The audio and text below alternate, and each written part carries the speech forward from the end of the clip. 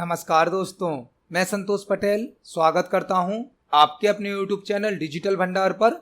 आज की वीडियो में हम CPCT एग्जाम सितंबर 2023 के लिए कंप्यूटर के इम्पोर्टेंट क्वेश्चंस को समझने वाले हैं। यह हमारा CPCT एग्जाम सितंबर 2023 के लिए पार्ट नंबर 18 है। इस वीडियो में हम CPCT एग्जाम के लिए कंप्यूटर से संबंधित 20 इम्पोर्टेंट क्वेश्चंस को समझने वाले हैं।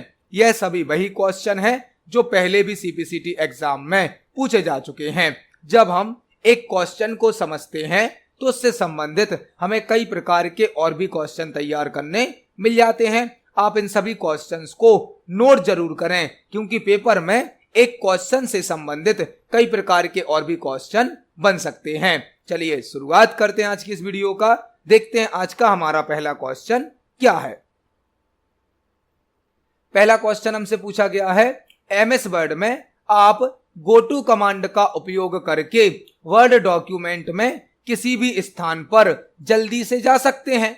Find and replace dialog box के गोटू टैब को प्रदर्शित करने के लिए आप ब्लैंक कीज को एक साथ दबा सकते हैं।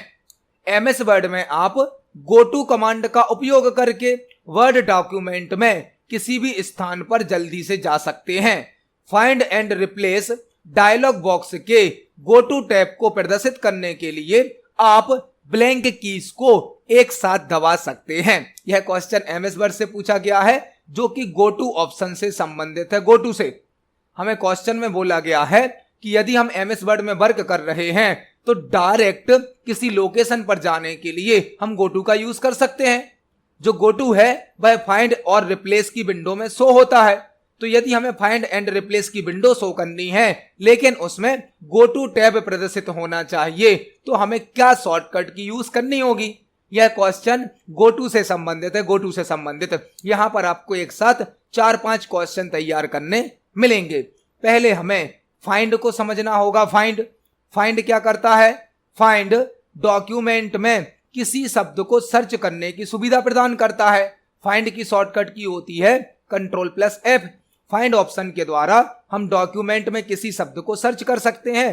फाइंड की शॉर्टकट की होती है Ctrl+F। एक ऑप्शन होता है रिप्लेस, जो कि सर्च किए गए शब्द को नए शब्द से बदलने की सुविधा देता है। मतलब एक शब्द को यदि हमें दूसरे शब्द से बदलना है तो हम रिप्लेस का यूज करेंगे। रिप्लेस की शॉर्टकट की होती है Ctrl+H। एक ऑप्शन है गोटू मतलब हम डॉक्यूमेंट में डायरेक्ट किसी भी स्थान पर जा सकते हैं। जल्दी से यदि हमें किसी पेज पर जाना है, किसी लाइन पर जाना है, तो हम गोटू का यूज कर सकते हैं। गोटू की शॉर्टकट की होती है Ctrl+G और F5। Ctrl+G और F5 गोटू की दो शॉर्टकट की हो सकती हैं MS वर्ड में। आप Ctrl+G या F5 फंक्शन की से गोटू को यूज कर सकते हो। जो गोटू ऑप्शन है वह फाइंड और रिप्लेस की विंडो में प्राप्त होता है। फाइंड एंड रिप्लेस की विंडो में विंडो कौन सी ओपन होती है? फाइंड एंड रिप्लेस की। उसमें 3 टैब होते हैं। एक टैब होता है फाइंड का, एक टैब होता है रिप्लेस का, एक टैब होता है गोटू का। विंडो का नाम क्या होगा? फाइंड एंड रिप्लेस, लेकिन उसमें 3 टैब होते हैं। Find tab, replace tab, gotu tab. हमसे क्वेश्चन पूछा गया है, यदि हमें फाइंड और रिप्लेस की विंडो में गोटू टैब को प्रदर्शित करना है तो हम कौन सी की का यूज करेंगे? गोटू की शॉर्टकट की हमें यूज करनी पड़ेगी। और गोटू की शॉर्टकट की क्या होती? या तो Ctrl+G या फिर F5 फंक्शन की। तो ऑप्शन में हमें दिया गया था Ctrl+G। Ctrl+G को प्रेस करके, कंट्रोल के साथ G की को प्रेस करके या F5 फंक्शन की को प्रेस करके हम फाइंड एंड रिप्लेस की विंडो ओपन कर सकते हैं, जिसमें कौन सा टैब एक्टिवेट होगा? गोटू टैब एक्टिवेट होगा। जो फाइंड ऑप्शन है, रिप्लेस ऑप्शन है, गोटू ऑप्शन है, यह सभी MS वर्ड के होम टैब में एडिटिंग ग्रुप में प्राप्त होते हैं। एडिटिंग ग्रुप में MS वर्ड के होम टैब में एडिटिंग ग्रुप होता है, जहां पर find, replace, select, gotu option प्राप्त होते हैं। इनको हम प्रैक्टिकली देख सकते हैं MS वर्ड पर। यह हमारा MS वर्ड सॉफ्टवेयर है। MS वर्ड के होम टैब में एडिटिंग ग्रुप होता है, जहां पर फाइंड, रिप्लेस, सिलेक्ट नाम के 3 ऑप्शन तो आपको डायरेक्ट दिए जाते हैं। जब आप फाइंड पर क्लिक करेंगे तो यहां पर गोटू ऑप्शन भी होता है। और यदि हम फाइंड और रिप्लेस की विंडो ओपन करें, फाइंड और रिप्लेस की विंडो, तो आप देखेंगे विंडो तो है फाइंड एंड रिप्लेस, इसमें एक टैब है फाइंड का, एक टैब है रिप्लेस का, एक टैब है गोटू का। गोटू को हम शॉर्टकट की से भी ओपन कर सकते हैं, एक शॉर्टकट की होती है कंट्रोल प्लस जी, कंट्रोल प्लस जी। विंडो कौन सी ओपन होगी, फाइंड एंड रिप्लेस, लेकिन टैब कौन सा ओपन होगा, गोटू का टैब, और इसे हम F5 फंक्शन की से भी ओपन कर सकते हैं। गोटू की दो शॉर्टकट की होती हैं, कंट्रोल प्लस जी और F5 फंक्शन की, यही हमसे क्वेश्चन में पूछा गया था। तो इस क्वेश्चन का आंसर हो जाएगा option number A, control plus G. देखते हैं हमारे नेक्स्ट क्वेश्चन को। नेक्स्ट क्वेश्चन है, एफटीपी का उपयोग करके किसी फाइल या डॉक्यूमेंट तक पहुंचने के लिए आपको ब्लैंक सर्वर पर लॉगिन करना होगा। एफटीपी का उपयोग करके किसी फाइल या डॉक्यूमेंट तक पहुंचने के लिए आपको ब्लैंक सर्वर पर लॉगिन करना होगा। यह क्वेश्चन एफटीपी से संबंधित है, एफटीपी से संबंधित, जिसमें आपको यहां पर कई प्रकार के क्वेश्चन तैयार करने मिलेंगे। क्वेश्चन क्या पूछा गया है, एफटीपी का उपयोग करके किसी फाइल या डॉक्यूमेंट तक पहुंचने के लिए आपको ब्लैंक सर्वर पर लॉगिन करना होगा। एफटीपी क्या है, एफटीपी एक प्रोटोकॉल होता है, एफटीपी एक प्रोटोकॉल होता है। प्रोटोकॉल क्या होता, प्रोटोकॉल होता है set of rules, set of rules कहलाता है प्रोटोकॉल। एफटीपी एक प्रोटोकॉल है। एफटीपी का फुल फॉर्म होता है file transfer protocol, file transfer protocol. FTP का फुल फॉर्म क्या होता है, फाइल ट्रांसफर प्रोटोकॉल। एफटीपी एक प्रोटोकॉल है जिसका फुल फॉर्म होता है file transfer protocol. FTP protocol का यूज नेटवर्क में किसी फाइल को ट्रांसफर करने के लिए किया जाता है। एफटीपी प्रोटोकॉल का यूज नेटवर्क में किसी फाइल को ट्रांसफर करने के लिए किया जाता है। हम जो कंप्यूटर यूज करते हैं वह कहलाता है क्लाइंट कंप्यूटर या लोकल कंप्यूटर। यूजर जो कंप्यूटर यूज करता है वह कहलाता है क्लाइंट कंप्यूटर या लोकल कंप्यूटर। और इंटरनेट पर सभी प्रकार का डेटा रखा होता है सर्वर कंप्यूटर पर, जिसे हम होस्ट कंप्यूटर भी कहते हैं। यूजर का कंप्यूटर कौन सा कंप्यूटर कहलाता है, क्लाइंट कंप्यूटर या लोकल कंप्यूटर। और इंटरनेट पर समस्त प्रकार की इंफॉर्मेशन को सर्वर कंप्यूटर या होस्ट कंप्यूटर पर रखा जाता है। अब यदि यूजर क्लाइंट कंप्यूटर की किसी फाइल को सर्वर कंप्यूटर पर भेजता है तो इसे कहा जाता है अपलोडिंग। क्लाइंट कंप्यूटर की किसी फाइल को सर्वर पर भेजेंगे तो क्या कहा जाएगा, अपलोडिंग। और सर्वर की किसी फाइल को क्लाइंट कंप्यूटर पर लाते हैं तो उसे कहा जाता है डाउनलोडिंग। हमसे क्वेश्चन क्या पूछा गया, एफटीपी का उपयोग करके किसी फाइल या डॉक्यूमेंट तक पहुंचने के लिए आपको ब्लैंक सर्वर पर लॉगिन करना होगा। जब हम एफटीपी का उपयोग कर रहे हैं तो हमारा तो क्लाइंट कंप्यूटर है, लेकिन फाइल कहां रखी होगी, सर्वर पर। और जब एफटीपी का यूज कर रहे हैं तो सर्वर भी कौन सा होगा, एफटीपी सर्वर। मतलब एक ऐसा सर्वर जिस पर फाइलें रखी हैं, डेटा रखा है, और हम एफटीपी प्रोटोकॉल के माध्यम से उसको एक्सेस करना चाहते हैं। तो इस क्वेश्चन का आंसर क्या हो जाएगा, आंसर हो जाएगा ऑप्शन नंबर बी। एफटीपी का उपयोग करके किसी फाइल या डॉक्यूमेंट तक पहुंचने के लिए आपको पहले एफटीपी सर्वर पर लॉगिन करना होगा, उसके बाद आप फाइल को अपलोड कर सकते हैं, डाउनलोड कर सकते हैं। मतलब इस क्वेश्चन का आंसर क्या हो जाएगा, option number B, FTP. FTP server पर लॉगिन करके हम फाइल को एक्सेस कर सकते हैं। इस क्वेश्चन का आंसर हो जाएगा ऑप्शन नंबर बी। आपको यहां पर 3 क्वेश्चन और तैयार करने हैं, 3 क्वेश्चन और तैयार करने हैं। एक क्वेश्चन क्या बनता है, एसएमटीपी का फुल फॉर्म क्या होता है, एसएमटीपी का फुल फॉर्म क्या होता है। एसएमटीपी का फुल फॉर्म क्या है, एसएमटीपी का फुल फॉर्म होता है simple mail transfer protocol, simple mail transfer protocol. SMTP का फुल फॉर्म होता है simple mail transfer protocol, simple mail transfer protocol. यह प्रोटोकॉल ईमेल के साथ यूज किया जाता है, ईमेल के साथ। आपको टीसीपी आईपी का फुल फॉर्म याद करना है, transmission control protocol, internet protocol, transmission control protocol, internet protocol. IMAP का फुल फॉर्म, आईएमएपी का फुल फॉर्म होता है internet messaging access protocol, internet messaging access protocol, internet messaging या internet message access protocol, internet messaging या internet message access protocol. तो यहां पर हमने एक साथ कई क्वेश्चन तैयार करे, इस क्वेश्चन का आंसर है ऑप्शन नंबर बी एफटीपी। देखते हैं हमारे नेक्स्ट क्वेश्चन को। नेक्स्ट क्वेश्चन है अकाउंट की जानकारी और स्टॉक मूल्यों वस्तुओं आदि के बारे में जानकारी रखने के उद्देश्य से कंप्यूटर का उपयोग निम्नलिखित में से किस श्रेणी के अंतर्गत आता है? अकाउंट्स की जानकारी, स्टॉक मूल्यों वस्तुओं आदि के बारे में जानकारी रखने के उद्देश्य से कंप्यूटर का उपयोग निम्नलिखित में से किस श्रेणी के अंतर्गत आता है? हमें 4 कैटेगरी दी गई हैं और हमसे पूछा गया है यदि हमें अकाउंट्स की इंफॉर्मेशन, स्टॉक की इंफॉर्मेशन, मूल्य मतलब प्राइस की इंफॉर्मेशन और प्रोडक्ट की इंफॉर्मेशन को कंप्यूटर पर रखना है, स्टोर करना है, तो हमें किस श्रेणी के कंप्यूटर का उपयोग करना होगा? वह बिजनेस से संबंधित है। बिजनेस मतलब व्यापार में अपने अकाउंट की इंफॉर्मेशन, स्टॉक की इंफॉर्मेशन, प्राइस की इंफॉर्मेशन, प्रोडक्ट की इंफॉर्मेशन को कंप्यूटर सॉफ्टवेयर पर स्टोर किया जाता है। तो इस क्वेश्चन का आंसर क्या हो जाएगा? ऑप्शन नंबर ए बिजनेस एप्लीकेशन। व्यापार के उद्देश्य से कंप्यूटर का उपयोग करना बिजनेस एप्लीकेशन कहलाता है, जिसमें हम किसी सॉफ्टवेयर के माध्यम से अपने व्यापार से संबंधित सभी जानकारी को व्यवस्थित करते हैं। तो इस क्वेश्चन का आंसर हो जाएगा ऑप्शन नंबर ए बिजनेस एप्लीकेशन। देखते हैं हमारे नेक्स्ट क्वेश्चन को। नेक्स्ट क्वेश्चन है एमएस वर्ड में कंट्रोल बी का उपयोग किसी चयनित टेक्स्ट को ब्लैंक करने के लिए होता है। एमएस वर्ड में कंट्रोल बी का उपयोग किसी सिलेक्टेड टेक्स्ट को ब्लैंक करने के लिए होता है। एमएस वर्ड से क्वेश्चन पूछा गया है, बहुत ही बेसिक सा और सिंपल सा क्वेश्चन है। एमएस वर्ड में यदि हम कंट्रोल बी प्रेस करेंगे तो जो टेक्स्ट हमने सेलेक्ट किया होगा वह क्या हो जाएगा? ऑप्शन नंबर ए है italic, underline, italic and underline और बोल्ड।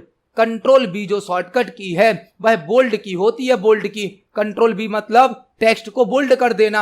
आपने जो भी टेक्स्ट सेलेक्ट किया होगा वह बोल्ड हो जाएगा। बोल्ड मतलब डार्क हो जाएगा। टेक्स्ट को डार्क करने के लिए बोल्ड ऑप्शन का यूज किया जाता है। बोल्ड की शॉर्टकट की होती है कंट्रोल बी, अंडरलाइन की शॉर्टकट की होती है कंट्रोल यू, इटैलिक की शॉर्टकट की होती है कंट्रोल आई। इटैलिक मतलब टेक्स्ट को थोड़ा सा राइट साइड पर तिरछा कर देना। अंडरलाइन मतलब टेक्स्ट के नीचे एक अंडरलाइन बना देना, लाइन खींच देना। बोल्ड मतलब टेक्स्ट को डार्क कर देना। बोल्ड की शॉर्टकट की है कंट्रोल बी, अंडरलाइन की शॉर्टकट की है कंट्रोल यू, इटैलिक की शॉर्टकट की है कंट्रोल आई। यह तीनों ही फॉर्मेटिंग से रिलेटेड ऑप्शन है। फॉन्ट ग्रुप में प्राप्त होते हैं, फॉन्ट ग्रुप में, और फॉन्ट ग्रुप होम टैब में प्राप्त होता है। होम टैब के अंदर फॉन्ट ग्रुप होता है जहां पर बोल्ड, इटैलिक, अंडरलाइन नाम के ऑप्शन प्राप्त होते हैं। इस क्वेश्चन का आंसर हो जाएगा ऑप्शन नंबर डी बोल्ड। इसे हम एमएस वर्ड पर प्रैक्टिकली भी देख सकते हैं। चलते हैं एमएस वर्ड पर। एमएस वर्ड में होम टैब के अंदर फॉन्ट ग्रुप होता है जहां पर हमें बोल्ड, इटैलिक, अंडरलाइन के ऑप्शन दिए जाते हैं। यदि हम किसी टेक्स्ट को सिलेक्ट करते हैं और कीबोर्ड से कंट्रोल बी प्रेस करते हैं तो टेक्स्ट बोल्ड हो जाता है। इसी प्रकार से कंट्रोल आई से टेक्स्ट इटैलिक हो जाता है, कंट्रोल यू से टेक्स्ट को अंडरलाइन कर दिया जाता है। इस क्वेश्चन का आंसर है ऑप्शन नंबर डी। देखते हैं हमारे नेक्स्ट क्वेश्चन को। नेक्स्ट क्वेश्चन है एक इनपुट डिवाइस के लिए एक उदाहरण जो रेडियो फ्रीक्वेंसी की मदद से कंप्यूटर को इनपुट भेजता है ब्लैंक है। एक इनपुट डिवाइस के लिए एक उदाहरण जो रेडियो फ्रीक्वेंसी की मदद से कंप्यूटर को इनपुट भेजता है ब्लैंक है। एक क्वेश्चन हमसे पूछा गया है जो कि इनपुट डिवाइस से संबंधित है। इनपुट डिवाइस कौन सी डिवाइस होती हैं? वह सभी डिवाइसेस जिनके माध्यम से डेटा को कंप्यूटर सिस्टम में भेजा जाता है, कंप्यूटर सिस्टम में इनपुट किया जाता है, वह कहलाती हैं इनपुट डिवाइस। ऑप्शन में हमें कीबोर्ड दिया गया है जो कि एक इनपुट डिवाइस है, वायरलेस कीबोर्ड दिया गया है, यह भी इनपुट डिवाइस है, स्कैनर दिया गया है, यह भी इनपुट डिवाइस है, टच स्क्रीन भी एक इनपुट डिवाइस है। हमसे क्वेश्चन पूछा गया है एक इनपुट डिवाइस के लिए एक उदाहरण है, एक एग्जाम्पल है जो रेडियो फ्रीक्वेंसी की मदद से, रेडियो फ्रीक्वेंसी की बात हो रही है यहां पर। रेडियो फ्रीक्वेंसी मतलब wireless, radio wave, infrared, microwave, यह सभी वायरलेस टेक्निक होती हैं। आप एक नॉर्मल कीबोर्ड जो कंप्यूटर सिस्टम में यूज करते हो वह वायर्ड कीबोर्ड होता है, वायर्ड, जिसको वायर के माध्यम से, केबल के माध्यम से कंप्यूटर से कनेक्ट किया जाता है। लेकिन जो वायरलेस कीबोर्ड होते हैं वह विदाउट वायर के कंप्यूटर सिस्टम से कनेक्ट हो जाते हैं और डेटा को रेडियो फ्रिक्वेंसी की मदद से इनपुट करते हैं। तो इस क्वेश्चन का आंसर क्या हो जाएगा? Option number B, wireless keyboard input device का एक उदाहरण है जो रेडियो फ्रिक्वेंसी की मदद से कंप्यूटर को डेटा इनपुट करता है। तो इस क्वेश्चन का आंसर हो जाएगा option number B, wireless keyboard. देखते हैं हमारे नेक्स्ट क्वेश्चन को। नेक्स्ट क्वेश्चन है, विंडोज डेस्कटॉप पर राइट क्लिक करने से क्या होता है? विंडोज डेस्कटॉप पर राइट क्लिक करने से क्या होता है? एक क्वेश्चन हमसे पूछा गया है जो कि विंडोज ऑपरेटिंग सिस्टम से संबंधित है। विंडोज डेस्कटॉप पर राइट क्लिक करने से क्या होता है? विंडोज क्या है? विंडोज एक ऑपरेटिंग सिस्टम है जिसे माइक्रोसॉफ्ट कंपनी ने बनाया है और विंडोज ग्राफिकल यूजर इंटरफेस पर वर्क करता है। विंडोज एक ऑपरेटिंग सिस्टम है जिसे माइक्रोसॉफ्ट कंपनी ने बनाया है, विंडोज ग्राफिकल यूजर इंटरफेस पर वर्क करता है। क्वेश्चन पूछा गया है, विंडोज डेस्कटॉप पर राइट क्लिक करने से क्या होता है? विंडोज क्या होता है यह तो हमने समझ लिया। डेस्कटॉप क्या होता है? डेस्कटॉप कंप्यूटर सिस्टम ऑन होने के बाद जो हमें स्क्रीन शो की जाती है उसे कहा जाता है डेस्कटॉप। कंप्यूटर सिस्टम ऑन होने के बाद हमें जो स्क्रीन शो की जाती है उसे कहा जाता है डेस्कटॉप। डेस्कटॉप पर आइकन होते हैं, वॉलपेपर होता है, टास्क बार होता है, स्टार्ट बटन होता है।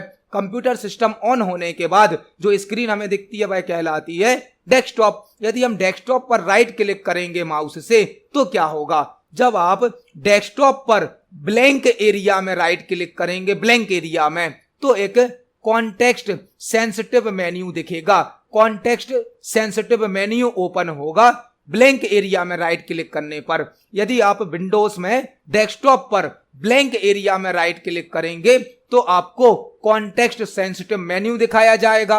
और यदि आप किसी ऑब्जेक्ट पर राइट क्लिक करेंगे, ऑब्जेक्ट मतलब कोई आइकन है, तो आपको उस ऑब्जेक्ट से संबंधित प्रॉपर्टीज दिखाई जाएंगी, प्रॉपर्टीज। यदि आप किसी ऑब्जेक्ट पर राइट क्लिक कर देंगे तो उस ऑब्जेक्ट की प्रॉपर्टीज दिखेंगी और ब्लैंक एरिया में राइट क्लिक करेंगे तो एक कॉन्टेक्स्ट सेंसिटिव मेन्यू प्राप्त होगा। इसको हम प्रैक्टिकली देख सकते हैं।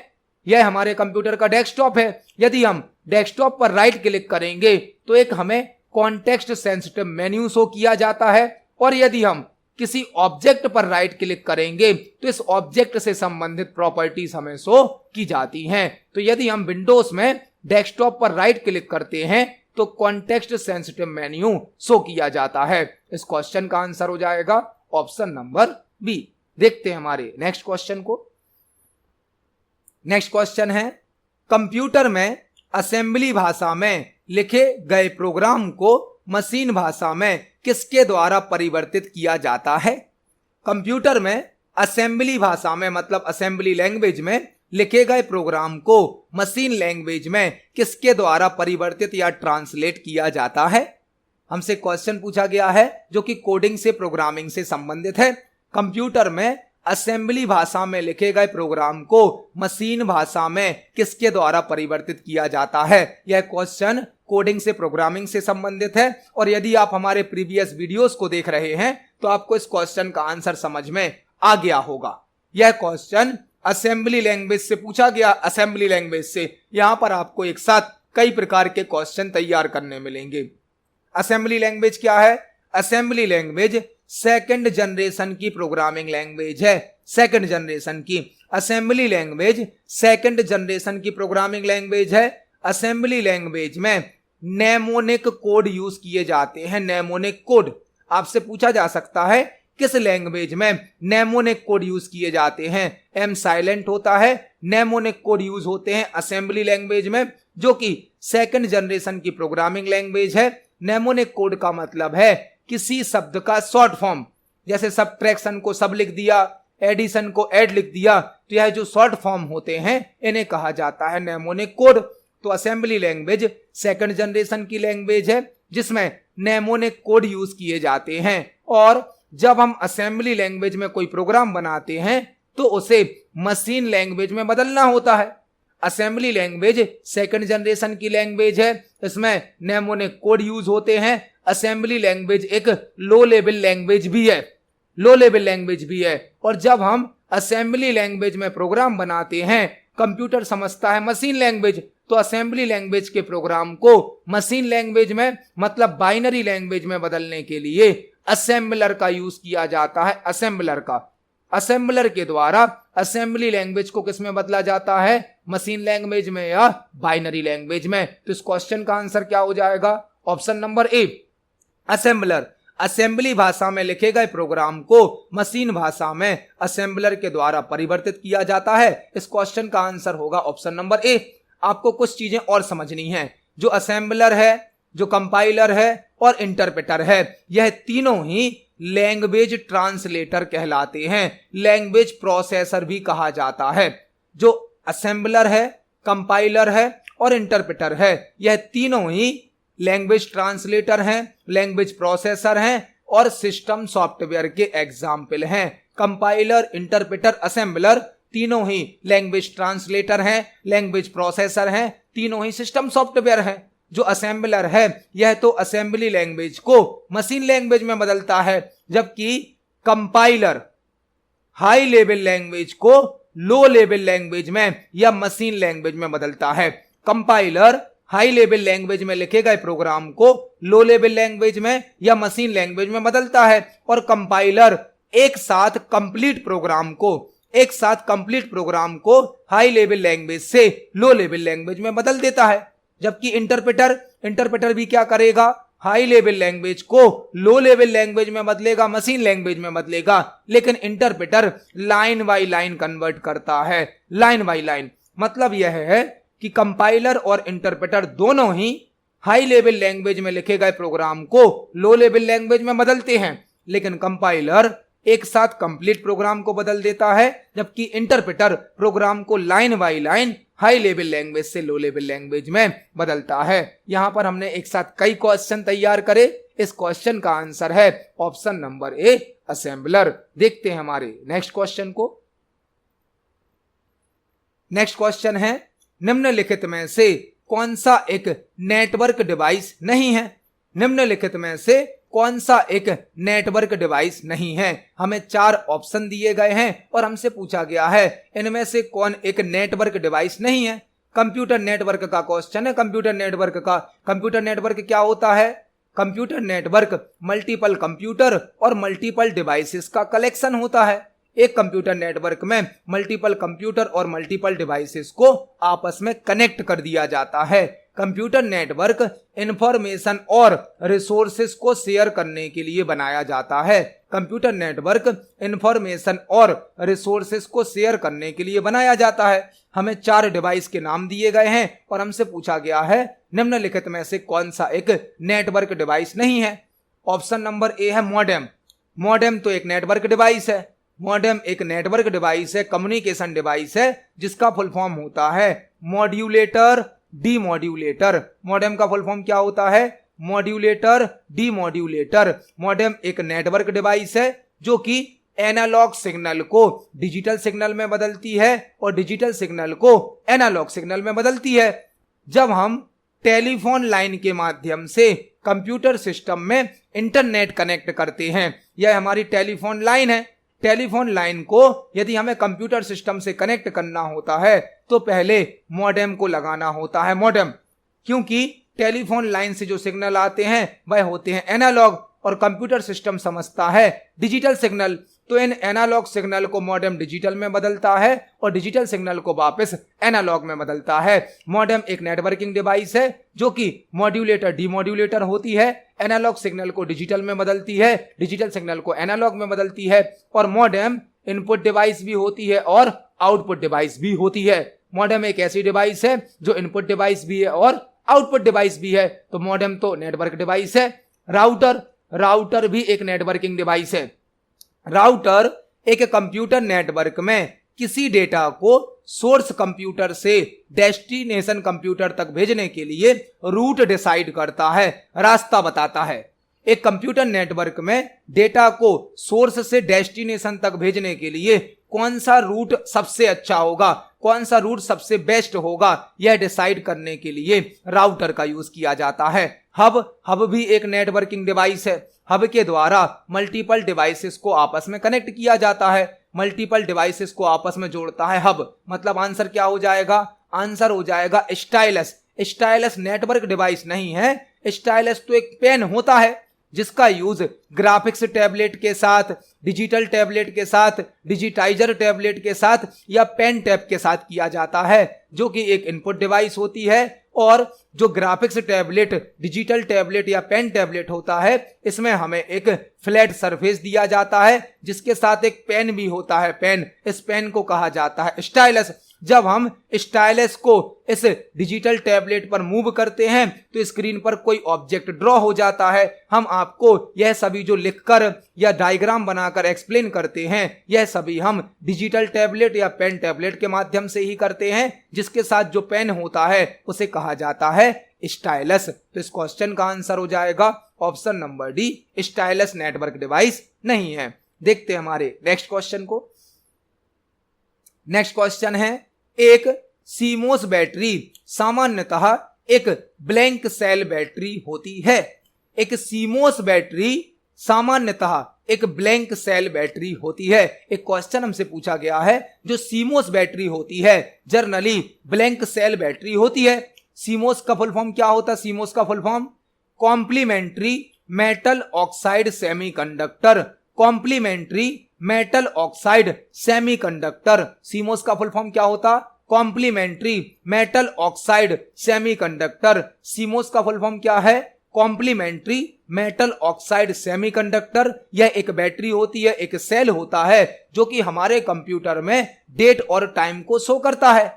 डेट और टाइम को शो करने के लिए मदरबोर्ड में सीमोस बैटरी लगी होती है। सीमोस बैटरी एक लिथियम सेल बैटरी होती है, लिथियम सेल बैटरी। तो इस क्वेश्चन का आंसर क्या होगा?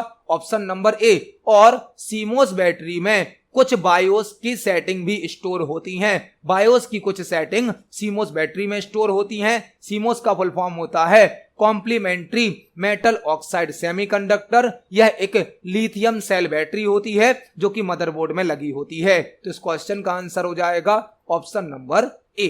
देखते हैं हमारे नेक्स्ट क्वेश्चन को। नेक्स्ट क्वेश्चन है, फाइंड एंड रिप्लेस विंडो खोलने के लिए एमएस एक्सेल में किस शॉर्टकट कुंजी का उपयोग किया जाता है? फाइंड एंड रिप्लेस विंडो खोलने के लिए एमएस एक्सेल में किस शॉर्टकट कीबोर्ड का उपयोग किया जाता है? आज की वीडियो में ही हमने फाइंड एंड रिप्लेस को समझा था। जो हमें गो टू वाला क्वेश्चन मिला था, उस क्वेश्चन में हमने फाइंड रिप्लेस को भी समझा था। फाइंड ऑप्शन का मतलब है डॉक्यूमेंट में किसी शब्द को सर्च करना। अब एक्सेल से क्वेश्चन पूछा गया है तो एक्सेल में तो हम टेबल बनाते हैं, वर्कशीट बनाते हैं। तो टेबल में यदि आपको कोई रिकॉर्ड सर्च करना है, कोई डेटा सर्च करना है, तो आप फाइंड का यूज कर सकते हो। फाइंड की शॉर्टकट की होती है कंट्रोल एफ। एक ऑप्शन होता है रिप्लेस। रिप्लेस मतलब सर्च किए गए वर्ड को नए शब्द से चेंज कर देना, बदल देना। रिप्लेस की शॉर्टकट की होती है कंट्रोल एच। फाइंड की शॉर्टकट की है कंट्रोल एफ, रिप्लेस की शॉर्टकट की है कंट्रोल एच। हमसे पूछा गया है फाइंड एंड रिप्लेस विंडो खोलने के लिए एक्सेल में किस शॉर्टकट कुंजी का मतलब शॉर्टकट की का उपयोग किया जाता है। तो आप एक्सेल में फाइंड को कंट्रोल एफ से यूज कर सकते हो, रिप्लेस को कंट्रोल एच से यूज कर सकते हो, और फाइंड एंड रिप्लेस की विंडो शिफ्ट प्लस F5 से भी ओपन कर सकते हो। Shift plus F5 MS Excel में फाइंड एंड रिप्लेस की विंडो को ओपन करने की शॉर्टकट की होती है। इनको हम एक्सेल पर प्रैक्टिकली देख सकते हैं। चलते हैं एक्सेल पर। यह हमारा एमएस एक्सेल सॉफ्टवेयर है। एमएस एक्सेल में भी होम टैब में एडिटिंग ग्रुप होता है, एडिटिंग ग्रुप, जहां पर फाइंड एंड सिलेक्ट नाम का एक विकल्प होता है जिसमें हमें फाइंड, रिप्लेस, गो टू कई प्रकार के ऑप्शन दिए जाते हैं। यदि हम कंट्रोल एफ को प्रेस करेंगे, कंट्रोल एफ, तो आप देखेंगे विंडो कौन सी ओपन हुई? Find and replace, find and replace. लेकिन इसमें टैब कौन सा एक्टिवेट है? फाइंड का टैब, क्योंकि हमने कंट्रोल एफ प्रेस किया। यदि हम कंट्रोल एच प्रेस करें तो विंडो वही ओपन होगी, फाइंड एंड रिप्लेस, लेकिन कौन सा टैब एक्टिवेट हो जाएगा?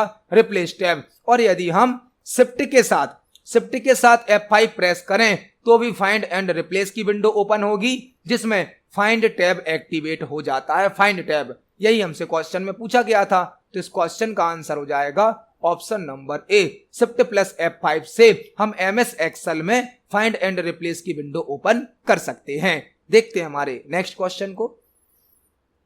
नेक्स्ट क्वेश्चन है, निम्नलिखित में से कौन सा एक ऐसा इनपुट उपकरण है जो किसी उपयोगकर्ता को एक विशेष पेन जैसी सलाका मतलब स्टाइलस के माध्यम से हाथ से ठीक उसी प्रकार चित्र, एनिमेशन और ग्राफिक्स बनाने में सक्षम करता है जिस प्रकार एक व्यक्ति कागज पर पेंसिल से चित्र बनाता है।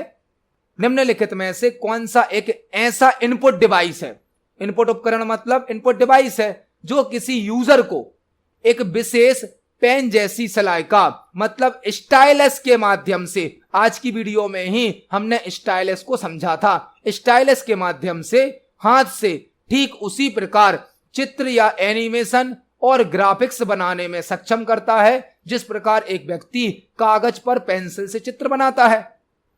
हमसे यह पूछा गया है कि दिए गए ऑप्शन में से कौन सा एक ऐसा इनपुट डिवाइस है जो यूजर को स्टाइलस के माध्यम से मतलब पेन के माध्यम से ठीक उसी प्रकार ड्राइंग करने की, ग्राफिक्स बनाने की सुविधा देता है जिस प्रकार से हम एक पेपर पर पेंसिल से ड्राइंग करते हैं। तो हमने आज की वीडियो में ही समझा था डिजिटाइजर टैबलेट। डिजिटाइजर टैबलेट जिसे डिजिटल टैबलेट भी कहा जाता है, जिसे पेन टैब या पेन टैबलेट भी कहा जाता है, जिसे ग्राफिक्स टैबलेट भी कहा जाता है, जिसे एकॉस्टिक टैबलेट भी कहा जाता है। Digital tablet, digitizer tablet, pen tablet, graphics tablet, drawing tablet, acoustic tablet एक ही डिवाइस के नाम है जो कि एक इनपुट डिवाइस होती है जिसके साथ एक पेन भी होता है। हमें एक फ्लैट पैनल दिया जाता है और इसके साथ एक पेन होता है जिसे स्टाइलस कहा जाता है। Stylus. Graphics tablet, pen tablet, drawing tablet, digital tablet, digitizer tablet, acoustic tablet एक इनपुट डिवाइस है जो कि एक फ्लैट पैनल होता है जिसके साथ एक पेन होता है जिसे स्टाइलस कहा जाता है। जब हम स्टाइलस को इस पर मूव करते हैं डिजिटल टैबलेट पर, तो हमारे सामने स्क्रीन पर कोई ऑब्जेक्ट ड्रॉ हो जाता है। हम कोई ऑब्जेक्ट को सेलेक्ट कर सकते हैं। इस क्वेश्चन का आंसर क्या होगा? Option number C. Digitizer tablet, digital tablet, pen tablet, graphics tablet, drawing tablet एक ही डिवाइस है जो कि एक इनपुट डिवाइस है जिसके साथ एक पेन होता है स्टाइलस। जब हम स्टाइलस को मूव करते हैं तो स्क्रीन पर किसी ऑब्जेक्ट को सिलेक्ट कर सकते हैं, ड्रॉ कर सकते हैं। इस क्वेश्चन का आंसर हो जाएगा option number C, digitizer tablet या डिजिटाइजर। देखते हैं हमारे नेक्स्ट क्वेश्चन को। नेक्स्ट क्वेश्चन है 8 बिट्स से हम कितने मान प्रदर्शित कर सकते हैं? 8 बिट्स से हम कितने मान मतलब कितनी वैल्यू रिप्रेजेंट कर सकते हैं? एक क्वेश्चन हमसे पूछा गया है, 8 बिट्स हैं, 8 बिट्स हैं, इनसे हम कितने मान प्रदर्शित कर सकते हैं? बिट क्या होती हैं? बिट, बिट मतलब 0 और 1। बिट मतलब क्या होता है? 0 और 1। बिट का फुल फॉर्म होता है बाइनरी डिजिट्स। बिट का फुल फॉर्म क्या होता है? Binary digits. बिट 2 ही होती हैं, 0 और 1, और बिट का फुल फॉर्म क्या होता है? बाइनरी डिजिट्स, जिसे हम मशीन लैंग्वेज भी कहते हैं, जो कंप्यूटर के द्वारा समझी जाती हैं। कंप्यूटर में यदि 8 बिट्स हैं तो हम इससे कितनी वैल्यू रिप्रेजेंट कर सकते हैं? आपको यहां पर इस क्वेश्चन को थोड़ा सा समझना है। कितनी बिट दी गई हैं हमें? 8 बिट्स हैं। बिट मतलब 0 या 1 होगा, और बिट का फुल फॉर्म क्या होता? Binary digit. बिट होती कितनी है? 2 ही होती हैं, 2। और बाइनरी नंबर का बेस भी कितना होता है? 2। 2 ही बिट होती हैं और 2 बिट हैं 0 और 1। यदि हम 8 बिट को मिला लें तो कितनी वैल्यू बना सकते हैं? तो आपको ध्यान रखना है, बिट 2 ही होती हैं, 0 और 1। हमें कितनी बिट देनी है? 8। तो 2 के ऊपर 8 की पावर लगा दीजिए। अब इसको कैलकुलेट कर दीजिए। इसको कैलकुलेट करेंगे तो क्या होगा? 2 का गुणा 2 में कितनी बार करना है? हमें 8 बार कर देना है। और जब आप 8 बार 2 में 2 का गुणा करेंगे तो आपको आंसर पता चल जाएगा, क्योंकि बिट होती कितनी है? 2 ही, और हमें कितनी बिट दी गई है? 8। तो 8 बिट का उपयोग करके हमने 2 के ऊपर 8 की पावर लगा दी। अब इसको कैलकुलेट कर दीजिए। 2 दूनी 4, 4 दूनी 8, 8 दूनी 16, 16 दूनी 32, 32 दूनी 64, 64 दूनी 128, और 128 का डबल हो जाएगा 256। यदि हमारे पास 8 बिट हैं तो हम 256 डिफरेंट कैरेक्टर या वैल्यू रिप्रेजेंट कर सकते हैं। और यदि यहां पर कर दिया जाता 7 बिट, 7 बिट से हम कितने मान प्रदर्शित कर सकते हैं? तो आपको 2 के ऊपर 7 की पावर लगा देनी है, 2 के ऊपर 7 की पावर, तो आ जाएगा 128। मतलब 7 बिट से 128 कैरेक्टर बन सकते हैं, जबकि 8 बिट से 256 डिफरेंट कैरेक्टर बन सकते हैं। इस क्वेश्चन का आंसर हो जाएगा ऑप्शन नंबर डी 256। देखते हैं हमारे नेक्स्ट क्वेश्चन को। नेक्स्ट क्वेश्चन है माउस, टच स्क्रीन और ट्रैक बॉल ये सभी ब्लैंक डिवाइस के सभी उदाहरण हैं। माउस, टच स्क्रीन और ट्रैक बॉल ये सभी ब्लैंक डिवाइस के सभी उदाहरण हैं। हमें 3 डिवाइस के नाम दिए गए हैं, माउस, टच स्क्रीन और ट्रैक बॉल। यह सभी किस प्रकार की डिवाइस हैं हमें यहां पर बताना है। स्कैनिंग डिवाइस हैं क्या, वॉइस इनपुट डिवाइस हैं क्या, पॉइंटिंग डिवाइस हैं क्या, या आउटपुट डिवाइस हैं? तो आपने देखा होगा, पढ़ा होगा, माउस, टच स्क्रीन और ट्रैक बॉल यह तीनों ही इनपुट डिवाइस होती हैं। Input device, mouse, touch screen और ट्रैक बॉल यह तीनों ही इनपुट डिवाइस होती हैं और तीनों ही पॉइंटिंग डिवाइस भी होती हैं। पॉइंटिंग डिवाइस, पॉइंटिंग डिवाइस मतलब आप माउस, ट्रैक बॉल और टच स्क्रीन में किसी भी फिक्स एरिया में स्क्रीन पर किसी ऑब्जेक्ट को पॉइंट आउट कर सकते हो, किसी ऑब्जेक्ट को सिलेक्ट कर सकते हो, किसी ऑब्जेक्ट को ड्रैग या मूव कर सकते हो। तो माउस, टच स्क्रीन और ट्रैक बॉल तीनों ही इनपुट डिवाइस तो हैं, तीनों ही पॉइंटिंग डिवाइस भी हैं। पॉइंटिंग डिवाइस मतलब इनसे हम स्क्रीन पर किसी फिक्स ऑब्जेक्ट को पॉइंट आउट कर सकते हैं, किसी ऑब्जेक्ट को सिलेक्ट कर सकते हैं, किसी ऑब्जेक्ट को ड्रैग या मूव भी कर सकते हैं। ट्रैक बॉल का यूज गेम प्ले करने के लिए किया जाता है। गेम प्ले करने के लिए ट्रैक बॉल और जॉयस्टिक का यूज गेम प्ले करने के लिए किया जाता है। तो इस क्वेश्चन का आंसर हो जाएगा ऑप्शन नंबर सी। देखते हैं हमारे नेक्स्ट क्वेश्चन को। नेक्स्ट क्वेश्चन है कंप्यूटर सिस्टम के प्राइमरी स्टोरेज डिवाइस के संदर्भ में निम्नलिखित में से कौन सा गलत मतलब फॉल्स है? कंप्यूटर सिस्टम के प्राइमरी स्टोरेज डिवाइस के संदर्भ में निम्नलिखित में से कौन सा गलत या फॉल्स है? यह क्वेश्चन कंप्यूटर मेमोरी से पूछा गया है। कंप्यूटर मेमोरी में जो प्राइमरी मेमोरी होती है उससे रिलेटेड कौन सा स्टेटमेंट फॉल्स या गलत है? कंप्यूटर में 2 प्रकार की मेमोरी होती हैं, एक होती है प्राइमरी मेमोरी, एक होती है सेकेंडरी मेमोरी। प्राइमरी मेमोरी कौन सी होती हैं? जो डायरेक्ट सीपीयू से कनेक्ट होती हैं। ऐसी मेमोरी जो डायरेक्ट सीपीयू से जुड़ी होती हैं, सीपीयू मतलब सेंट्रल प्रोसेसिंग यूनिट, प्रोसेसर। जो मेमोरी डायरेक्ट सीपीयू से कनेक्ट होती हैं उन्हें कहा जाता है प्राइमरी मेमोरी, और जो मेमोरी डायरेक्ट सीपीयू से कनेक्ट नहीं होती हैं उन्हें कहा जाता है सेकेंडरी मेमोरी। प्राइमरी मेमोरी की स्पीड फास्ट होती है जबकि सेकेंडरी मेमोरी की स्पीड स्लो होती है। प्राइमरी मेमोरी की जो कॉस्ट है, लागत है, वह हाई होती है जबकि सेकेंडरी मेमोरी की कॉस्ट लो होती है। प्राइमरी मेमोरी की जो डेटा स्टोरेज कैपेसिटी होती है वह लो होती है, कम मात्रा में डेटा स्टोर करती हैं, जबकि secondary memory high storage capacity provide करती हैं। हमें यहाँ पर 4 ऑप्शन दिए गए हैं और हमें बताना है कंप्यूटर सिस्टम के प्राइमरी स्टोरेज डिवाइस के संदर्भ में निम्नलिखित में से कौन सा गलत है। ऑप्शन नंबर ए क्या है? छोटा आकार। तो यह तो सही है, प्राइमरी मेमोरी की साइज छोटी होती है। ऑप्शन नंबर बी क्या है? अस्थायी डेटा प्रतिधारण। अस्थायी डेटा प्रतिधारण मतलब प्राइमरी मेमोरी टेम्परेरी डेटा को स्टोर करती हैं, यह भी सही है। जैसे रैम है, कैश मेमोरी है, रजिस्टर है, यह प्राइमरी मेमोरी डेटा को टेम्परेरी स्टोर करती हैं। अस्थायी डेटा प्रतिधारण मतलब टेम्परेरी डेटा को स्टोर करना, यह भी सही है। ऑप्शन नंबर सी क्या है? आंतरिक लोकेशन। आंतरिक लोकेशन मतलब इंटरनल लोकेशन। इंटरनल लोकेशन तो जो प्राइमरी मेमोरी होती हैं वह तो कंप्यूटर सिस्टम में अंदर यूज की जाती हैं। जो हमारे कंप्यूटर की सिस्टम यूनिट होती है, सिस्टम यूनिट, उसके अंदर लगी होती है इंटरनल मेमोरी। इंटरनल मेमोरी भी बोल सकते हैं हम प्राइमरी मेमोरी को। ऐसी मेमोरी जो कि कंप्यूटर सिस्टम के अंदर ही सिस्टम यूनिट में यूज की जाती हैं, उनकी लोकेशन क्या होती है? इंटरनल होती है, मदरबोर्ड के साथ लगी होती हैं। जैसे रैम है, रोम है, कैश मेमोरी है, यह सभी कहाँ होती हैं? कंप्यूटर सिस्टम के अंदर। तो इंटरनल लोकेशन भी सही है। आंसर क्या हो जाएगा हमारा? ऑप्शन नंबर डी, बाहरी लोकेशन। बाहरी लोकेशन मतलब एक्सटर्नल लोकेशन, क्या हम किसी प्राइमरी मेमोरी को कंप्यूटर सिस्टम के बाहर से कनेक्ट कर सकते हैं? नहीं कर सकते हैं। कंप्यूटर सिस्टम के अंदर होती हैं सारी इंटरनल मेमोरी के रूप में प्राइमरी मेमोरी, जबकि एक्सटर्नल लोकेशन तो हो सकती है सेकेंडरी मेमोरी की। सेकेंडरी मेमोरी को हम कंप्यूटर सिस्टम के बाहर से कनेक्ट कर सकते हैं, लेकिन प्राइमरी मेमोरी जनरली नहीं करते हैं। तो इस क्वेश्चन का आंसर क्या हो जाएगा? Option number D. जो प्राइमरी मेमोरी है वह एक्सटर्नल लोकेशन से मतलब कंप्यूटर के बाहर से कनेक्ट नहीं होती है। प्राइमरी मेमोरी कंप्यूटर सिस्टम के अंदर ही कनेक्ट होती है, जबकि सेकेंडरी मेमोरी को हम बाहर से कनेक्ट कर सकते हैं। इस क्वेश्चन का आंसर है ऑप्शन नंबर डी। देखते हैं हमारे नेक्स्ट क्वेश्चन को।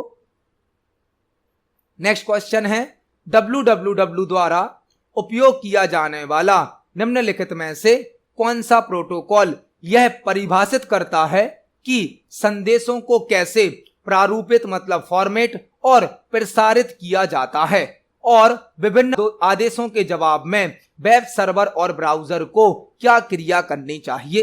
एक क्वेश्चन हमसे पूछा गया है जो कि इंटरनेट से संबंधित है, कंप्यूटर नेटवर्क से संबंधित है। www द्वारा उपयोग किया जाने वाला निम्नलिखित में से कौन सा प्रोटोकॉल यह डिफाइन करता है, परिभाषित करता है कि संदेशों को कैसे प्रारूपित मतलब फॉर्मेट और प्रसारित किया जाता है, और विभिन्न आदेशों के जवाब में वेब सर्वर और ब्राउजर को क्या क्रिया करनी चाहिए। यदि आप इस क्वेश्चन को आधा पढ़ेंगे तो भी आप इसका आंसर सही लगा पाएंगे। क्वेश्चन को हमें ऐसे समझना है, www के द्वारा किस प्रोटोकॉल का यूज किया जाता है। हमने अपने प्रीवियस वीडियोस में भी यह क्वेश्चन समझा है। www के द्वारा किस प्रोटोकॉल का यूज किया जाता है, यह आपको यदि पता है तो आप इस क्वेश्चन का आंसर लगा पाएंगे। www मतलब वर्ल्ड वाइड वेब। www का फुल फॉर्म क्या होता है? वर्ल्ड वाइड वेब, जिसे शॉर्ट में W3 भी कहा जाता है। www एक डेटाबेस होता है जो कि इंटरनेट पर समस्त प्रकार की इंफॉर्मेशन को स्टोर करता है। www को शॉर्ट में W3 भी कहा जाता है। www को टिम बर्नर्स ली के द्वारा 1989 में बनाया गया था। 1989 में www को टिम बर्नर्स ली के द्वारा 1989 में बनाया गया था। यह एक डेटाबेस है जो इंटरनेट पर समस्त प्रकार की इंफॉर्मेशन को स्टोर करता है। आपने देखा होगा जब भी आप कोई वेबसाइट ओपन करते हो, कोई वेब पेज ओपन करते हो, तो आपको उसका URL टाइप करना होता है। URL मतलब यूनिफॉर्म रिसोर्स लोकेटर। उस वेबसाइट का, उस वेब पेज का जो एड्रेस होता है उसे कहा जाता है URL। और URL में आपने देखा होगा www के आगे लगा होता है HTTP। अब HTTP का नया वर्जन भी आ गया है जो कि है HTTPS। तो जब हम www का उपयोग करते हैं तो इसके साथ एक प्रोटोकॉल यूज होता है HTTP या HTTPS। HTTP या HTTPS एक ऐसा प्रोटोकॉल है जो www के द्वारा उपयोग किया जाता है। HTTP का फुल फॉर्म होता है हाइपर टेक्स्ट ट्रांसफर प्रोटोकॉल, जबकि HTTPS का फुल फॉर्म है hypertext transfer protocol secure. तो इस क्वेश्चन का आंसर क्या हो जाएगा? Option number C. HTTP या HTTPS प्रोटोकॉल का यूज www के द्वारा किया जाता है। आगे क्वेश्चन में क्या लिखा है? संदेशों को कैसे फॉर्मेटेड और प्रसारित किया जाता है। तो www HTTP प्रोटोकॉल का यूज करता है जो कि यह बताता है कि किसी मैसेज को कैसे फॉर्मेट करना है और कैसे उसे भेजा जाना है, प्रसारित करना है। और विभिन्न आदेशों के जवाब में वेब सर्वर क्या होता है? वेब सर्वर एक ऐसा कंप्यूटर होता है जिस पर वेबसाइट को होस्ट किया जाता है। कोई वेबसाइट जो इंटरनेट पर रखी जाती है, इंटरनेट पर वेबसाइट को स्टोर करने के लिए वेब होस्टिंग का यूज किया जाता है। और वेब सर्वर एक ऐसा कंप्यूटर होता है जिस पर वेबसाइट को रखा जाता है, होस्ट किया जाता है। वेबसाइट को बनाने के बाद इंटरनेट पर अपलोड करने के लिए वेब होस्टिंग का यूज किया जाता है और वेब सर्वर पर वेबसाइट को होस्ट किया जाता है। ब्राउजर क्या होता? ब्राउजर मतलब वेब ब्राउजर, जो कि एक एप्लीकेशन सॉफ्टवेयर होता है जो कि वेब पेज और वेबसाइट को ओपन करने के लिए यूज किया जाता है, जैसे कि Google Chrome, internet explorer, Mozilla Firefox, opera mini, यह सभी वेब ब्राउजर होते हैं। तो इस क्वेश्चन का आंसर क्या हो जाएगा? Option number C, HTTP। आपको 3 क्वेश्चन और तैयार करने हैं। UDP का full form user datagram protocol, user datagram protocol. SMTP का full form simple mail transfer protocol, simple mail transfer protocol. FTP का full form file transfer protocol. तो इस क्वेश्चन का आंसर हो जाएगा ऑप्शन नंबर सी, HTTP। आपको याद रखना है www के द्वारा HTTP प्रोटोकॉल का यूज किया जाता है, www के द्वारा HTTP प्रोटोकॉल का यूज किया जाता है। देखते हैं हमारे नेक्स्ट क्वेश्चन को। नेक्स्ट क्वेश्चन है, निम्नलिखित में से कौन सा एक बायोमेट्रिक इनपुट डिवाइस का उदाहरण है? निम्नलिखित में से कौन सा एक बायोमेट्रिक इनपुट डिवाइस का उदाहरण है? हमें 4 डिवाइस के नाम दिए गए हैं और हमें यहां पर बताना है इनमें से कौन एक बायोमेट्रिक इनपुट डिवाइस का उदाहरण है। इनपुट डिवाइस क्या होती हैं? इनपुट डिवाइस वह डिवाइस होती हैं जो डेटा को कंप्यूटर में इनपुट करने की सुविधा प्रदान करती हैं। कोई भी डेटा यदि हमारे पास है और उसे हमें कंप्यूटर सिस्टम में भेजना है, कंप्यूटर में इनपुट करना है, तो हमें इनपुट डिवाइस की आवश्यकता होती है। हमसे क्वेश्चन पूछा गया है, निम्नलिखित में से कौन सा एक बायोमेट्रिक इनपुट डिवाइस का एग्जाम्पल है? बायोमेट्रिक इनपुट डिवाइस कौन सी होती हैं? बायोमेट्रिक डिवाइस इनपुट डिवाइस होती हैं, बायोमेट्रिक डिवाइस इनपुट डिवाइस होती हैं जो कि किसी यूजर के थंब एक्सप्रेशन को, फिंगरप्रिंट को, आंख की रेटिना को मतलब पुतली को, फेस को या वॉइस को इनपुट करने की, स्कैन करने की सुविधा प्रदान करते हैं। यदि हमें किसी यूजर के थंब एक्सप्रेशन को स्कैन करना है, यदि हमें किसी यूजर के फिंगरप्रिंट को स्कैन करना है, यदि हमें किसी यूजर के फेस को डिटेक्ट करना है, यूजर के आंख की जो पुतली है, रेटिना है, उसको स्कैन करना है, या हमें किसी यूजर की वॉइस को, आवाज को स्कैन करना है, तो बायोमेट्रिक डिवाइस की आवश्यकता होती है। बायोमेट्रिक डिवाइस किसी यूजर के बॉडी से संबंधित जो रेटिना है, फिंगरप्रिंट है या फेस है, वॉइस है, इस प्रकार के डेटा को स्कैन करने की, इनपुट करने की सुविधा प्रदान करती हैं। हमें 4 डिवाइस के नाम दिए गए हैं। हमसे पूछा गया है इनमें से कौन एक बायोमेट्रिक इनपुट डिवाइस है? तो फ्लैट बेड स्कैनर, यह तो बायोमेट्रिक डिवाइस नहीं है। सीट फेड स्कैनर, यह भी बायोमेट्रिक डिवाइस नहीं है। हैंड हेल्ड स्कैनर, यह भी बायोमेट्रिक डिवाइस नहीं है। आप देख सकते हैं फेस स्कैनर, यूजर के फेस को स्कैन करेगा यह, तो यह हो जाएगा हमारा आंसर। बायोमेट्रिक डिवाइस होती है फेस स्कैनर, वॉइस रिकॉग्निशन, किसी के थंब एक्सप्रेशन को इनपुट करना, स्कैन करना, फिंगरप्रिंट को स्कैन करना, यह सभी बायोमेट्रिक डिवाइस होती हैं। जबकि स्कैनर एक इनपुट डिवाइस तो है लेकिन बायोमेट्रिक इनपुट डिवाइस नहीं है। तो इस क्वेश्चन का आंसर हो जाएगा option number D, face scanner एक बायोमेट्रिक इनपुट डिवाइस होती है। देखते हैं हमारे नेक्स्ट क्वेश्चन को। नेक्स्ट क्वेश्चन है, जब आप एक्सेल में किसी सेल में डेटा दर्ज करते हैं तो यह ब्लैंक बार में भी दिखाई देता है। जब आप एक्सेल में किसी सेल में टेक्स्ट एंटर करते हैं, टेक्स्ट दर्ज करते हैं मतलब टेक्स्ट एंटर करते हैं, तो यह ब्लैंक बार में भी दिखाई देता है। MS एक्सेल से क्वेश्चन पूछा गया है। MS एक्सेल जो कि एक स्प्रेडशीट सॉफ्टवेयर होता है, स्प्रेडशीट सॉफ्टवेयर जो कि डेटा को रो और कॉलम में अरेंज करने की सुविधा प्रदान करता है। MS एक्सेल एक स्प्रेडशीट सॉफ्टवेयर है जो कि डेटा को रो और कॉलम में अरेंज करने की सुविधा प्रदान करता है। MS एक्सेल में जो फाइल बनती है, फाइल उसे कहा जाता है वर्कबुक। एक्सेल की फाइल को क्या कहा जाता है? वर्कबुक। और एक्सेल का जो पेज होता है, पेज, उसे कहा जाता है वर्कशीट या सीट। एक पेज, एक वर्कशीट मल्टीपल रो और मल्टीपल कॉलम से मिलकर बना होता है। एक्सेल का जो पेज होता है, जो वर्कशीट होती है, वह मल्टीपल रो और मल्टीपल कॉलम से मिलकर बना होता है। रो को नंबर से मतलब 1 2 3 से दर्शाया जाता है, रिप्रेजेंट किया जाता है, जबकि कॉलम को ABCD मतलब अल्फाबेट से रिप्रेजेंट किया जाता है। जब एक रो और कॉलम मिलता है, एक रो और कॉलम इंटरसेक्ट करता है, तो एक सेल क्रिएट होता है। सेल, हम जो भी डेटा भरते हैं वह सेल में भरते हैं। हर सेल का अपना एक यूनिक एड्रेस भी होता है। सेल को सेल एड्रेस से पहचाना जाता है। जैसे हम इस सेल का एड्रेस निकालें तो सेल का एड्रेस क्या हो जाएगा, B2।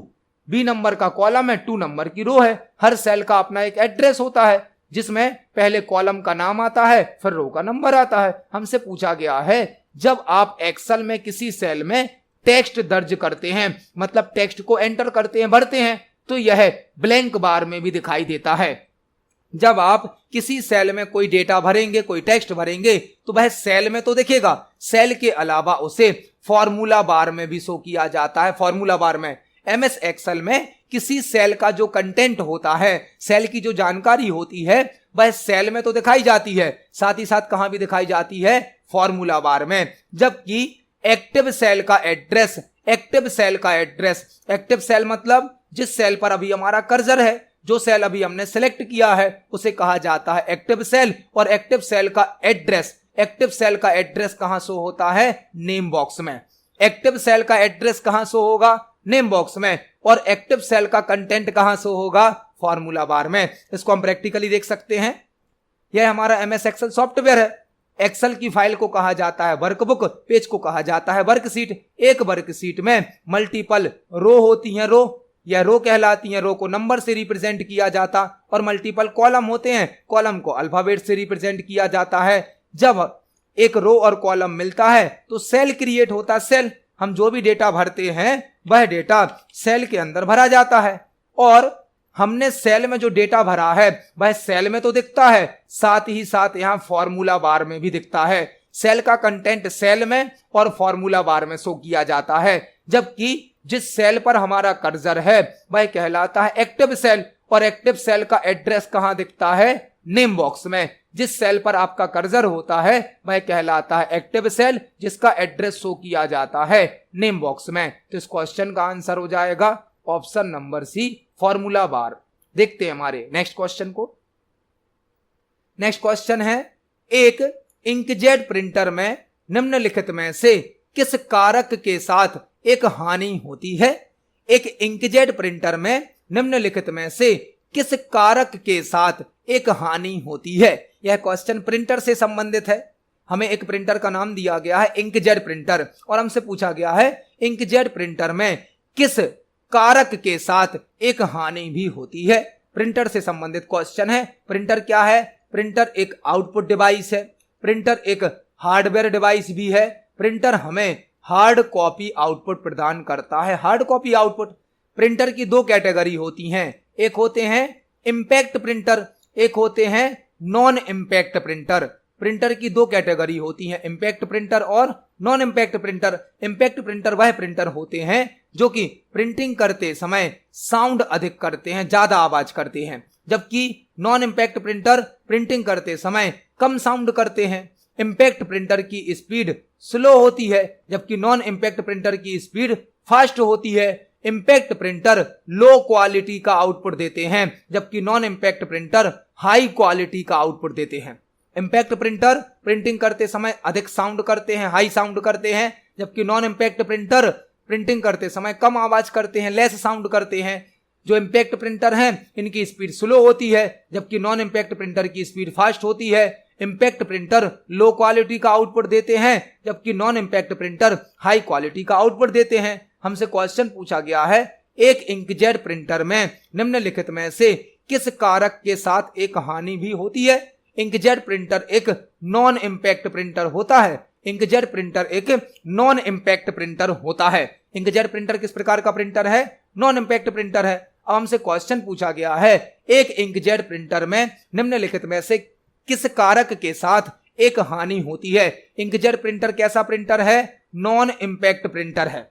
इंकजेट प्रिंटर एक नॉन इंपैक्ट प्रिंटर है जिसमें लिक्विड फॉर्म में इंक भरी होती है। इंकजेट प्रिंटर एक नॉन इंपैक्ट प्रिंटर है जिसमें लिक्विड फॉर्म में इंक भरी होती है। इंक को नोजल के माध्यम से, आपको याद रखना है, इंक को नोजल के माध्यम से पेपर पर स्प्रे किया जाता है जिससे प्रिंटिंग हो जाती है। जो इंकजेट प्रिंटर है यह एक नॉन इंपैक्ट प्रिंटर है जिसमें लिक्विड फॉर्म में इंक यूज की जाती है। इंक को नोजल के माध्यम से पेपर पर स्प्रे किया जाता है और प्रिंटिंग की जाती है। आपसे पूछा जा सकता है नोजल का यूज किस प्रिंटर में किया जाता है, या ऐसा कौन सा प्रिंटर होता है जो पेपर पर इंक को स्प्रे करता है और प्रिंट आउट निकल आता है, वह होता है इंकजेट प्रिंटर। इंकजेट प्रिंटर में दो प्रॉब्लम है। एक प्रॉब्लम है इसमें लिक्विड फॉर्म में इंक होती है, लिक्विड फॉर्म में इंक, तो यदि हम बहुत दिनों तक इंकजेट प्रिंटर का यूज नहीं करेंगे तो जो इंक होती है वह सूख जाती है, प्रिंटर के हेड पर इंक जम जाती है, जिसे कहा जाता है इंक क्लॉगनिंग, जिसे कहा जाता है इंक क्लॉगनिंग। तो इंकजेट प्रिंटर में तो एक इंक क्लॉगनिंग की प्रॉब्लम होती है। दूसरी प्रॉब्लम है जो इंकजेट प्रिंटर है यह स्लो वर्क करता है। लेजर प्रिंटर भी है एक, वह भी एक नॉन इंपैक्ट प्रिंटर है। इंकजेट प्रिंटर भी एक नॉन इंपैक्ट प्रिंटर है, लेकिन जो इंकजेट प्रिंटर है इसकी स्पीड स्लो होती है। इंकजेट प्रिंटर है तो नॉन इंपैक्ट प्रिंटर, यह कलर प्रिंट आउट भी देगा हमें, लिक्विड फॉर्म में इसके अंदर इंक होगी, इंक को नोजल के माध्यम से पेपर पर स्प्रे किया जाएगा, लेकिन लेजर प्रिंटर से इंकजेट प्रिंटर की स्पीड क्या होती है, स्लो होती है। तो इसमें दो प्रॉब्लम है। एक तो इंक क्लॉगनिंग होना, इंक क्लॉगनिंग मतलब इंक जब सूख जाती है प्रिंटर के हेड पर जम जाती है, और ऐसा कब होता है, जब हम बहुत दिनों तक इंकजेट प्रिंटर का यूज नहीं करते हैं। दूसरी प्रॉब्लम क्या है इसमें, इसकी स्पीड स्लो होती है अदर नॉन इंपैक्ट प्रिंटर से। अदर नॉन इंपैक्ट प्रिंटर से इंकजेट प्रिंटर की स्पीड स्लो होती है। तो हमसे पूछा गया था एक इंकजेट प्रिंटर में निम्नलिखित में से किस कारक के साथ एक हानि होती है। क्वालिटी तो अच्छी देगा, फिजिकल साइज भी ठीक होती है, स्टार्टअप टाइम भी सही है, मतलब ऑन होने में समय सही लगता है, लेकिन इसकी जो स्पीड होती है वह अदर नॉन इंपैक्ट प्रिंटर से स्लो है। तो यहां पर क्या कारक हो जाएगा, option number B. Inkjet printer में एक हानि है कि यह स्लो स्पीड में वर्क करता है। इस क्वेश्चन का आंसर हो जाएगा ऑप्शन नंबर बी। देखते हैं हमारे नेक्स्ट क्वेश्चन को। नेक्स्ट क्वेश्चन है इंटरनेट के माध्यम से रेडियो और टीवी कार्यक्रमों का प्रसारण किसे संदर्भित करता है। इंटरनेट के माध्यम से रेडियो और टीवी कार्यक्रमों का प्रसारण किसे संदर्भित करता है। हमसे क्वेश्चन पूछा गया है कि इंटरनेट के माध्यम से यदि रेडियो और टीवी पर कोई कार्यक्रम, कोई प्रोग्राम, कोई सीरियल ब्रॉडकास्ट किया जाता है, प्रसारण किया जाता है, तो वह किसे रेफर करता है, वह रेफर करता है स्ट्रीमिंग लाइव को। लाइव स्ट्रीमिंग या स्ट्रीमिंग लाइव टीवी और रेडियो पर इंटरनेट के माध्यम से किसी कार्यक्रम को प्रसारण के लिए यूज किया जाता है। तो इस क्वेश्चन का आंसर क्या हो जाएगा, स्ट्रीमिंग लाइव या लाइव स्ट्रीमिंग इंटरनेट के माध्यम से रेडियो और टीवी पर कार्यक्रमों के प्रसारण को संदर्भित करता है। इस क्वेश्चन का आंसर है ऑप्शन नंबर बी। देखते हैं हमारे नेक्स्ट क्वेश्चन को। नेक्स्ट क्वेश्चन है एमएस एक्सेल में कार्यपत्रक मतलब वर्कशीट का ब्लैंक लंबवत मतलब वर्टिकल दिखाई देता है, और कार्यपत्रक मतलब वर्कशीट विंडो के शीर्ष पर अक्षरों द्वारा पहचाना जाता है। एमएस एक्सेल से क्वेश्चन पूछा गया है, और आज की वीडियो में ही हमने एमएस एक्सेल का एक और क्वेश्चन समझा था जिसमें इस क्वेश्चन को भी समझा गया था। एमएस एक्सेल में कार्यपत्रक मतलब वर्कशीट मतलब एक्सेल का पेज जिस पर आप वर्क करते हैं, का ब्लैंक लंबवत मतलब वर्टिकल दिखाई देता है, और कार्यपत्रक मतलब वर्कशीट विंडो के शीर्ष पर मतलब टॉप पर अक्षरों द्वारा पहचाना जाता है, मतलब अल्फाबेट के द्वारा, कैरेक्टर के द्वारा इसे रिप्रेजेंट किया जाता है। एक्सेल का क्वेश्चन वर्कशीट से संबंधित है। एक्सेल की फाइल को क्या कहा जाता है, वर्कबुक। एक्सेल की फाइल तो कहलाती है वर्कबुक, और एक्सेल का पेज क्या कहलाता है, वर्कशीट कहलाता है। एक वर्कशीट जो होती है वह मल्टीपल रो और मल्टीपल कॉलम से मिलकर बनी होती है। एक वर्कशीट में मल्टीपल रो होती हैं, मल्टीपल कॉलम होते हैं। रो को नंबर से मतलब 1 2 3 से रिप्रेजेंट किया जाता, और कॉलम को अल्फाबेट से मतलब ABCD से रिप्रेजेंट किया जाता है। हमसे क्वेश्चन क्या पूछा गया, वर्कशीट का ब्लैंक वर्टिकल दिखाई देता। वर्टिकल मतलब क्या दिख रहे हैं, कॉलम, जबकि हॉरिजॉन्टल क्या दिखती है, रो दिखती है। वर्टिकल दिखाई देता है, और वर्कशीट विंडो के शीर्ष पर मतलब टॉप पर होता है तो ऊपर होता है, और अक्षरों द्वारा पहचाना जाता है। अक्षर द्वारा क्या पहचाने जाते, कॉलम पहचाने जाते हैं। मतलब इस क्वेश्चन का आंसर क्या होगा, option number B column. Excel की वर्कशीट में वर्टिकल शो होते हैं कॉलम, जिन्हें अल्फाबेट से रिप्रेजेंट किया जाता है, जबकि एक्सेल की वर्कशीट में हॉरिजॉन्टली शो होती हैं रो जिन्हें नंबर से रिप्रेजेंट किया जाता है। तो इस क्वेश्चन का आंसर हो जाएगा ऑप्शन नंबर बी। इसको हम प्रैक्टिकली देख सकते हैं। यह एक्सेल की वर्कशीट है। एक्सेल की वर्कशीट में वर्टिकल शो होते हैं कॉलम, और कॉलम को अल्फाबेट से एबीसीडी से रिप्रेजेंट किया जाता, जबकि हॉरिजॉन्टली शो होती हैं रो, और रो को नंबर से रिप्रेजेंट किया जाता है। तो इस क्वेश्चन का आंसर हो जाएगा ऑप्शन नंबर बी, कॉलम्स। इस क्वेश्चन का आंसर है ऑप्शन नंबर बी, कॉलम्स। तो आज की वीडियो में हमने सीपीसीटी एग्जाम के लिए कंप्यूटर से संबंधित 20 इंपोर्टेंट क्वेश्चंस को समझा। जब हम एक क्वेश्चन को समझते हैं तो उससे संबंधित हमें कई प्रकार के और भी क्वेश्चन तैयार करने मिल जाते हैं। तो आप सभी क्वेश्चंस को पढ़ें, समझें। यदि आपका कोई क्वेश्चन है, कोई डाउट है तो कमेंट सेक्शन में जरूर पूछें। वीडियो पसंद आती है तो वीडियो को लाइक करें, ज्यादा से ज्यादा शेयर करें। मिलते हैं अगली वीडियो में। धन्यवाद।